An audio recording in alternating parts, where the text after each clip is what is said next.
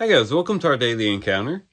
In Deuteronomy chapter 20, we have the Lord giving the people some very practical advice.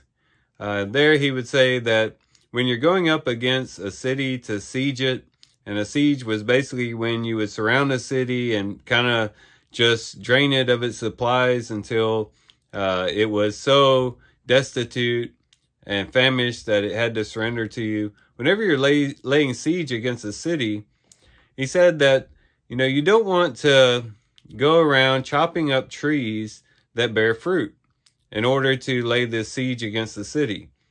And this was an act of faith, because what it would show is that when they were going up against a city and they were going in the name of the Lord, they should go with the assumption that they are going to overtake that city. And so they should not do anything that would hurt them once they did lay siege on the city, such as chopping down trees that would later bear fruit for them and provide sustenance for them. And so he says, don't chop down the trees that bear fruit, but rather chop down trees that don't bear any fruit, and use those trees to lay the siege against the city. And as we think about this in the spiritual life, we could say that the same is true for us as well. We need to recognize those quote unquote trees in our lives that actually bear fruit, and those quote unquote trees that don't bear fruit in our lives. There are things in our lives that bear fruit and should never be cut down. These are things such as spending time, dedicated time of prayer with the Lord, quiet time with the Lord in prayer. These are things such as our daily readings that we engage with every day.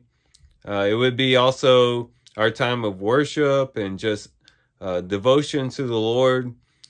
These are things that bear fruit in our lives and sustain us in the spiritual life. And these are trees that we should never cut down.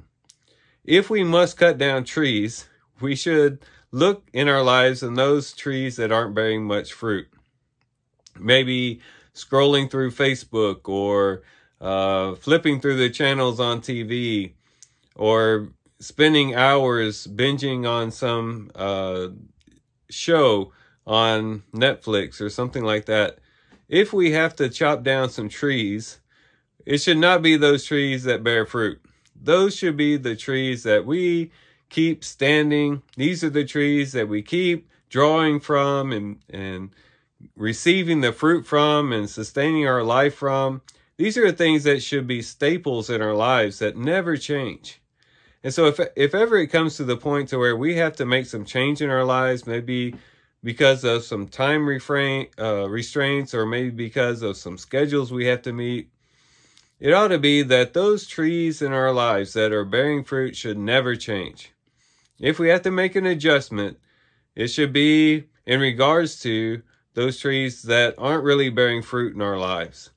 And I think that if we really sat down and scheduled out our day and really recognize exactly what we're doing each and every day, we'd probably find some trees there that aren't bearing much fruit for us.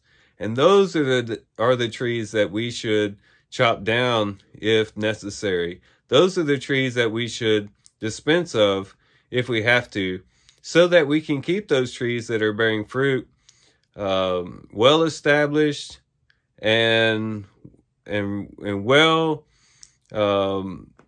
supplied, so that we can receive the fruit from them each and every day. And so our encouragement today would be, keep those fruit-bearing trees standing. Don't chop them down, don't get rid of them, but rather keep them going, keep them flowing, and in doing so, we can keep a rich, life-sustaining spiritual life before the Lord. So these are some things we can reflect on and think about as we do our reading today. With that, guys, I do thank you for watching the video today. Hope you guys have a great day. Love you guys. God bless.